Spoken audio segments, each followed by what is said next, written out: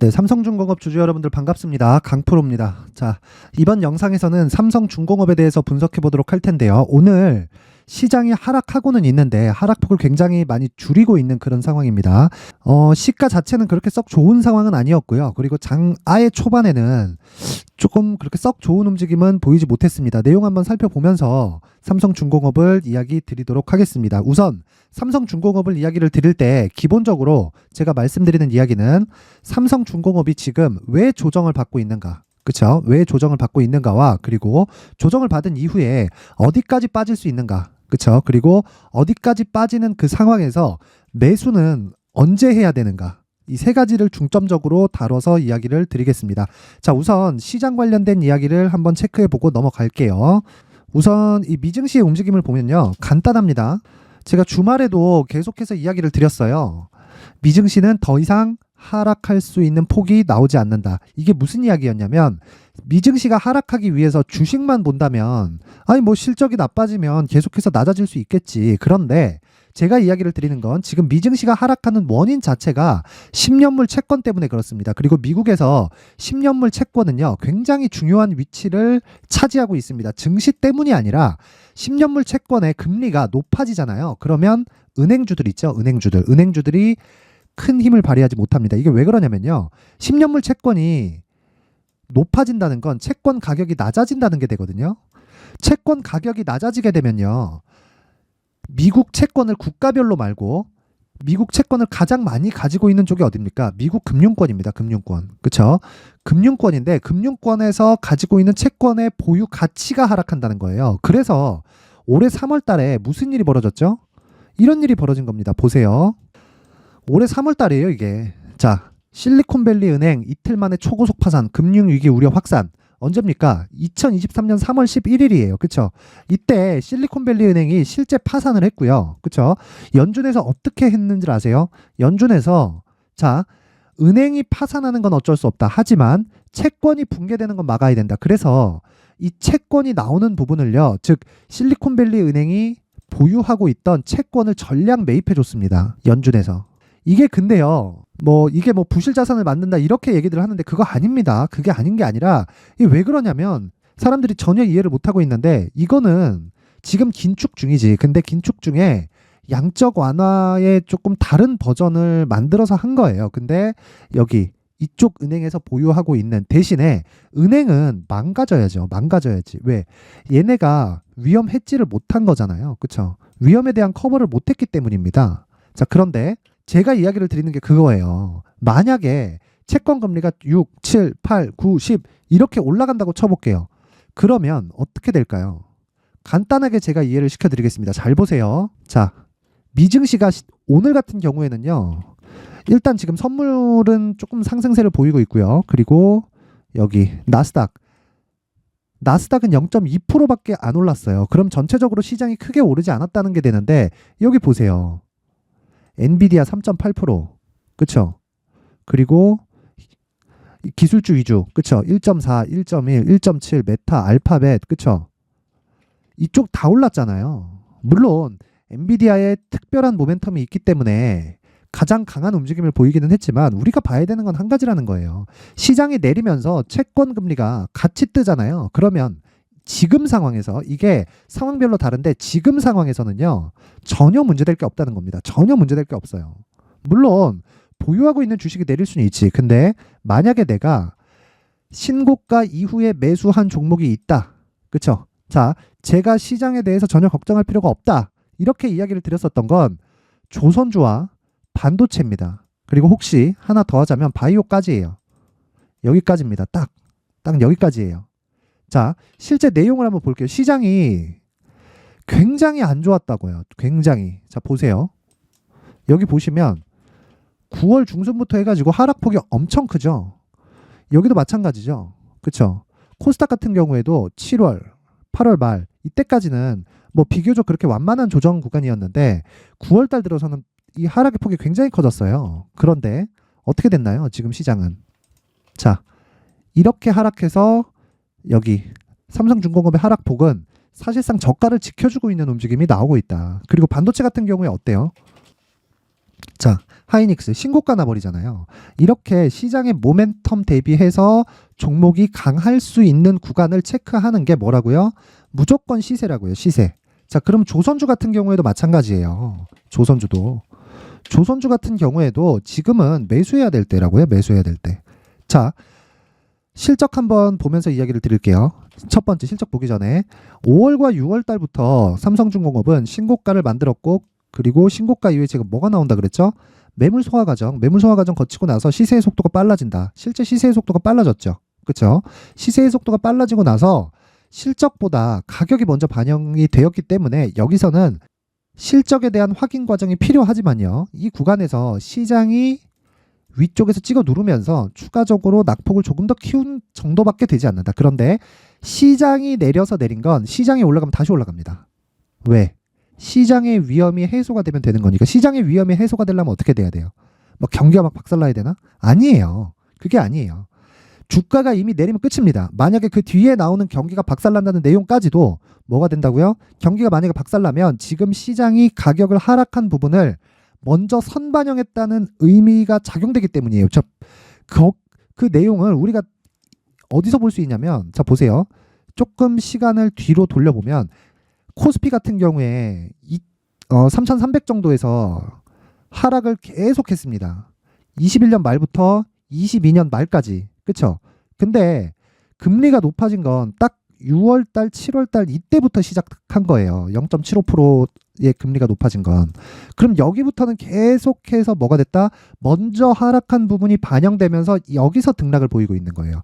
그러면 여기서 내가 종목을 잘못 사잖아요. 종목을 잘못 사면 시장은 이렇게 등락을 계속해서 보여주고, 자, 지금 보면 굉장히 나빠 보이는데 올해 1월달 근접해 있는 상황입니다. 좋다는 게 아니라 나쁘죠. 나빠요. 나쁜데 여기까지 하락해서 더 추가적으로 하락할 수 있는 폭이 더 이상 나오지 않는다. 더 이상. 자, 여기까지 왔을 때는 지금 시장 PBR이 1배 수준입니다. 이것도 그냥 확인해 보겠습니다. 자 보세요. 어저께 대비해서 10월 23일 코스피 PBR이 0.86배입니다. 자산 가치에도 미치지 못해요. 이건 평균치입니다. 여기 안에는 뭐가 있습니까? 에코프로 관련된 2차 전지에 대한 종목도 다 포함되어 있는 수치가 이래요. 그럼 여기서 가장 비중을 많이 차지하고 있는 게 뭐예요? 25% 정도를 차지하고 있는 삼성전자다. 그렇죠? 그럼 삼성전자가 지금 저가를 딛고 올라왔죠. 그럼 나머지에 대한 체감 지수는 나빠질 수밖에 없는 겁니다. 그런데 이 나머지에 대한 체감 지수가 나빠지는 이유가 뭘까요? 나쁜 이유가 있어서 그래요. 그래서 신고가를 하라는 겁니다. 왜 고가에서 가격을 버티고 나서 이렇게 등락을 보여주고 있는지, 그리고 삼성중공업 같은 경우에도 지금 내려서 스트레스를 받으실 수 있습니다. 받으실 수 있어요. 근데 상승한 부분에 대한 반납이다. 근데 여기서 저가에 대한 이탈이 있었나요? 없었다는 거예요. 만약에 진짜 여기까지 빠지잖아요? 그러면 큰 문제가 될 것 같죠? 안 그래요. 절대 안 그렇습니다. 왜 그러냐면 삼성중공업은 최악의 상황을 거쳐왔어요. 그리고 이 최악의 상황을 거쳐오는 과정에서 정부의 지원이 있었다고요. 그럼 정부에서 이걸 가만히 냅둬요? 신고가 이후에 가격이 상승한다. 그럼 반대로 신저가 이후에 가격이 실적이 하락하는 거죠. 그렇죠? 실적이 하락하는 건데 이 실적이 하락했을 때는 조선주 같은 경우에 어때요? 지금 하이닉스 같은 경우에는요. 분기당 조 단위의 적자를 보고 있는데 버티잖아요. 그건 하이닉스니까 그런 거고, 삼성중공업은 이미 과거에 한 10년 가까운 시간 동안을 수조원의 적자를 봐왔어요. 버티기도 어려운 상황이라는 거죠. 그래서 지금 조선주는 계속해서 매수를 해야 되는 그런 구간에 있고, 무엇보다 초대형 선박 쪽에서의 수주 물량이 계속해서 쌓이고 있습니다. 실제로 유조선 분야에서는요. VLCC는 요건 제외를 한 거예요. VLCC는 내년 초부터 수주에 들어갑니다. 그럼 내년 초부터 지금 이미 비용 커버가 완료됐어요. 보시면 이 분기 실적만 보더라도요. 자 보세요. 여기 1분기, 2분기, 그렇죠? 3분기도 흑자 예정. 별거 아닌 것 같잖아요. 과거에 있었던 적자 규모를 대비해서 보면 비용을 커버하는 것만으로도 이미 신고가 시세를 만들고도 남을 정도의 움직임을 보이고 있다는 겁니다. 그러면 지금은 뭐다? 앞으로 들어오는 수주 물량은 모두 다 비용 이상의, 즉 선가 상승의 원인이 되는 거예요. 그렇죠? 그러면 답은 하나다. 지금 얼마에 살래? 매수가 가장 중요한 거예요. 하지만 시간이 좀 필요하다. 그 시간이 필요하다는 게 뭐 종목 지금 사가지고 덜컥 사서 보유하고 가세요. 그런 게 아니라 효율을 높여야 되는 그런 작업, 즉 추적해야 되는 그런 구간이 필요하다는 거예요.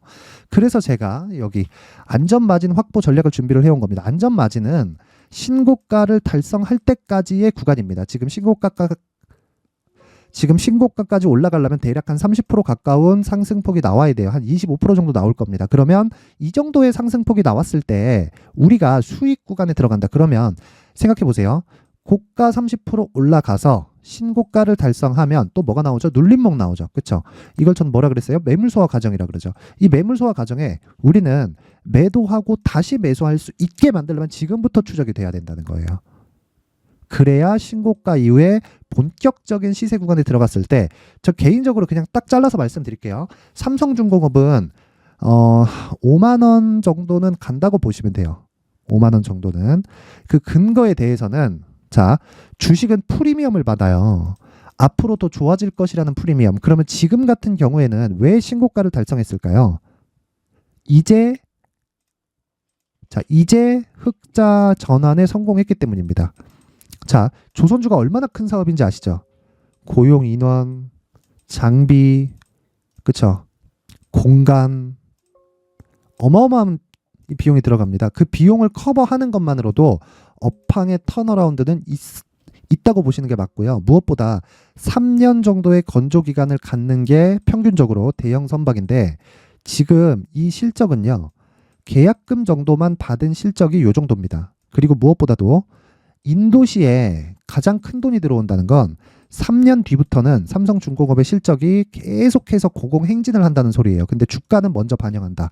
그 시작점이 언제다? 이미 시작했다는 겁니다. 그리고 첫 번째 조정을 받고 있을 때 안전마진을 확보해야 돼요. 그러기 위해서는 지금 가격적인 부분이 가장 중요하다는 겁니다. 자, 이 내용을 제가 여기 19페이지에 걸쳐서 정성스럽게 준비를 했는데 만든 사람의 성의를 생각해서 최소한의 성의를 보여주시는 분들에 한해서만 제가 삼성중공업의 안전마진 확보 전략을 공유해 드리도록 하겠습니다.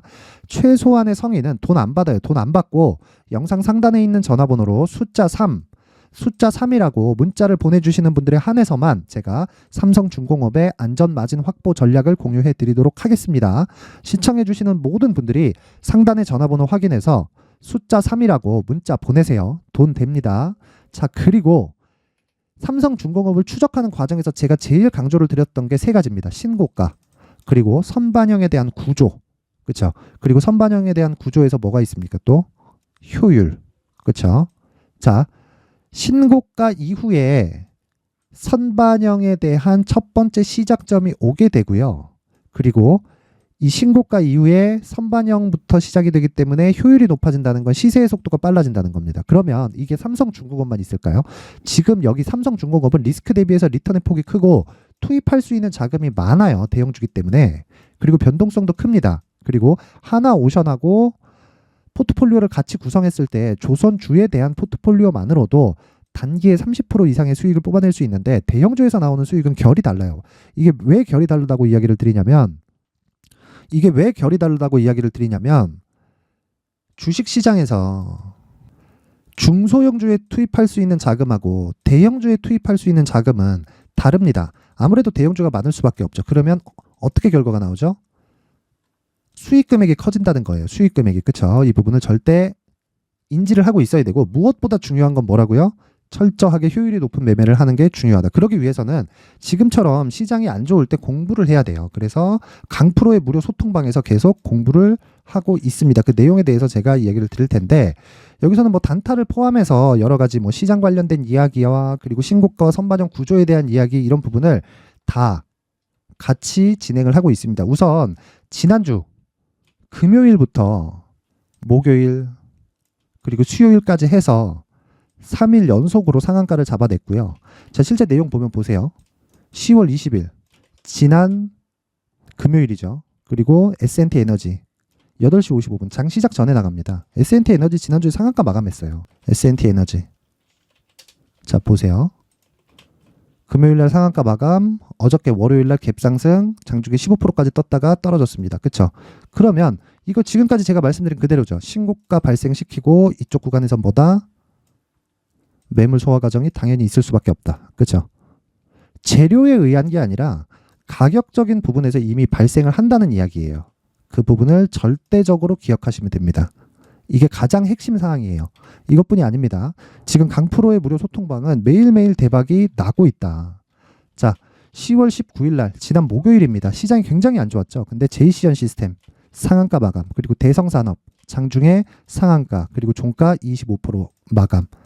그쵸? 언제 나갔습니까? 장 시작 전에. 장 시작 전에 나갔다는 건 장중 등락을 다 먹을 수 있다는 거예요. 왜? 시가에 주문을 넣으면 되니까. 그러면 이 구간에서 평균치가 매일매일 나오겠죠. 매일매일. 그쵸? 어떤 특정한 걸 내가 골라서 하는 게 아니라 단타 비중을 정해놓고 내가 이쪽에다가 그 비중 내에서 평균을 나눠서 사는 겁니다. 그쵸? 어떤 종목이 더 좋더라 구분 짓지 말고, 어차피 제가 종목을 내봐야 한 종목에서 세 종목 사이입니다. 세 종목을 넘지 않아요. 그럼 그 세 종목 내에서 평균치를 계속해서 내는 겁니다. 근데 지난주에 자 보세요. 제이시안 시스템 상한가, 그쵸? S&T 에너지 상한가, 그리고 여기 10월 18일 피델릭스 상한가, 3일 연속으로 상한가를 잡아냈다. 자, 이번 주 들어서는 보시면 상한가가 나오진 않았습니다. 상한가가 나오진 않았는데, 자, 어저께 JNTC 장중에 급등세를 보였고요. 물론 장 시작 전에 진행이 되죠. 그리고 여기 오늘 같은 경우에 K엔솔, 그쵸? 지금 등락 구간에 있고, 덕산 테코피아도 등락 중에 있고, 한국 무브넥스는 장중에 단타 정도로 보시면 되는 겁니다. 그쵸? 그러니까 장 전에 것만 이렇게 매매를 하더라도 충분히 하루에 5에서 10% 그리고 20%대의 상한가 종목을 매수할 수 있다. 언제? 장 시작 전에. 그리고 이 구조가 되는 건 신고가와 선반영 구조에 대해서 이해를 했을 때 가능하다는 건데, 이런 부분을 강프로의 무료 소통방, 즉 공부방에서 진행을 합니다. 자, 이런 내용을 내가 삼성중공업을 추적해 가면서 장중에 단타를 하고 효율을 지속적으로 높여가고 싶다 하시는 분들은 영상 상단의 전화번호로 참여라고 문자를 보내주시는 분들에 한해서만 제가 강프로의 무료 소통방 입장 링크를 공유해 드리도록 하겠습니다. 시청해 주시는 모든 분들이 상단의 전화번호 확인해서 참여라고 문자 보내세요. 돈 됩니다.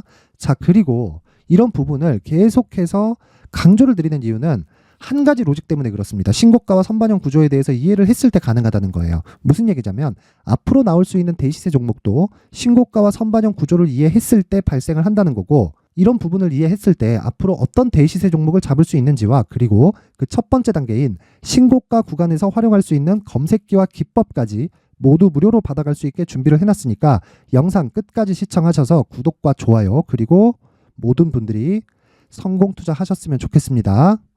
구독과 좋아요 한 번씩 눌러주시고 모든 분들이 성공 투자하실 수 있게 제가 만들어 드리겠습니다. 따라오세요.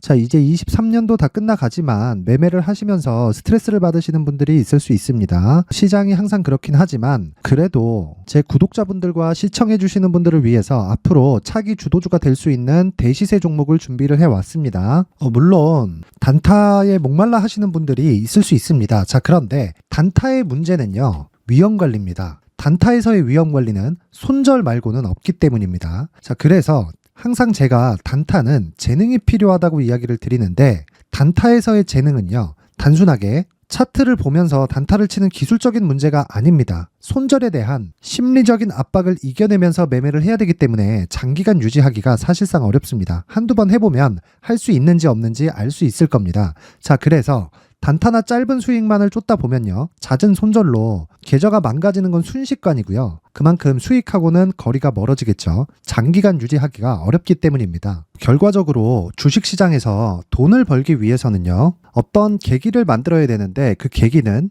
한 종목에 비중을 실어서요, 수익을 보는 것 말고는 없습니다. 쓸데없이 잦은 매매를 하지 말라는 이야기고요. 그리고 한 종목에 비중을 실을 수 있어야 된다는 겁니다. 그런데 이 비중을 실는 과정에서 성장 산업군에 대한 이해가 필요하다는 겁니다. 이 부분을 반드시 기억을 하셔야 돼요. 자, 이런 성장 산업에 대한 구조와 제가 앞서 말씀드렸던 신고가 그리고 선반영 구조에 대해서 이해를 했을 때 이런 매매를 할 수 있게 됩니다.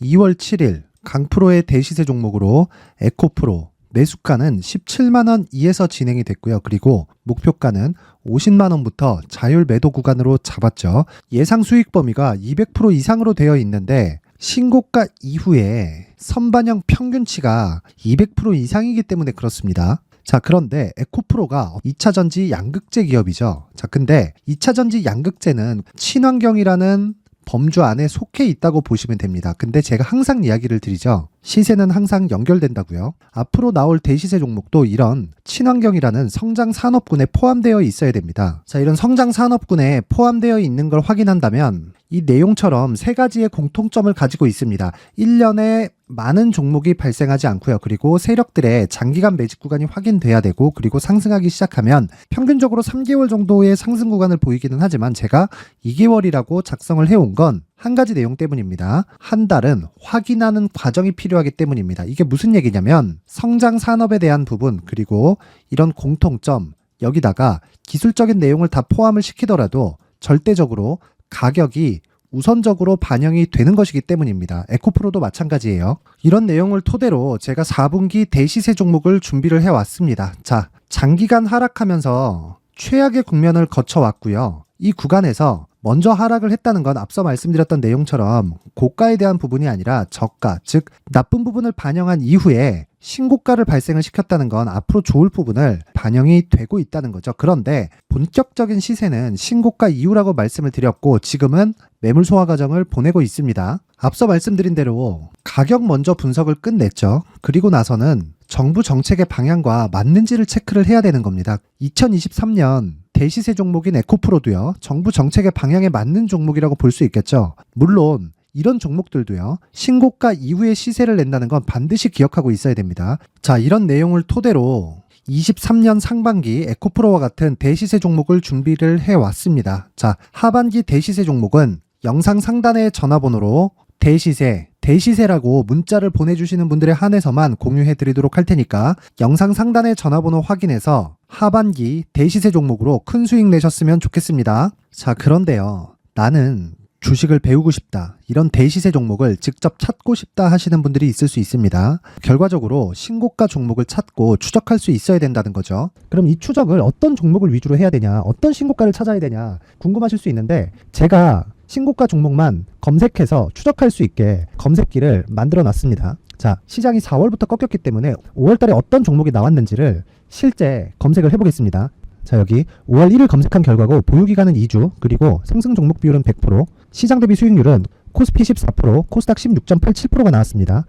검색기에 포착돼서 추적해야 되는 종목은 유니온 머터리얼이고 기간 내 최고 수익률은 57%가 나왔습니다. 그리고 보유기간으로 잡았었던 2주 동안의 수익률은 13%가 나왔습니다. 상세한 내용이 나오죠. 여기서 중요하게 보셔야 될 건 상승 종목 비율도 아니고 몇 종목이 나왔는지도 아닙니다. 우리는 신고가 종목을 매매를 해야 된다는 것이고요. 그리고 신고가 이후에 발생하는 시세 이파를 반드시 공략을 해야 된다는 겁니다. 그리고 무엇보다 중요한 건 시장 대비 수익률이 더 높아야 된다는 거죠. 자, 시장 대비 수익률이 만약에 떨어진다면, 또는 시장 대비 수익률만큼만 강세를 보인다면 무슨 일이 발생하느냐? 시장이 하락할 때는요, 상승 종목을 찾지 못하는 겁니다. 그래서 신고가 종목을 매매를 해야 된다는 거고, 그 결과로 5월 1일 날 수익이 유니온 머터리얼 기간 내 최고 수익률이 57%가 나온 거죠. 그 다음 5월 8일 날입니다. 5월 8일 보이시죠? 보유기간 2주 찍혀 있고 상승 종목 비율은 71%인데 이건 그렇게 중요한 게 아닙니다. 더 중요한 건 코스피 대비해서 9%, 그리고 코스닥 대비해서는 10%입니다. 이렇게 높게 잡힌 건요, 코스닥이 하락했다는 거고, 코스닥이 하락했을 때는 에코프로가 포함되어 있기 때문입니다. 그리고 강세를 보인 종목들을 보면요, 아진산업 시세 1파를 형성한 이후에 2파 시세가 크게 발생을 했고요. 그 다음 루닛은 시세 1파를 형성한 이후에 2파 시세가 크게 발생했고 강세를 보이는 종목입니다. 그리고 대원강업도 당연히 보이시죠? 여기 시세 1파 형성하고 2파 시세가 그대로 나옵니다. 의미하는 바는 단 하나입니다. 신고가를 만들어내는 건 돈이기 때문이에요.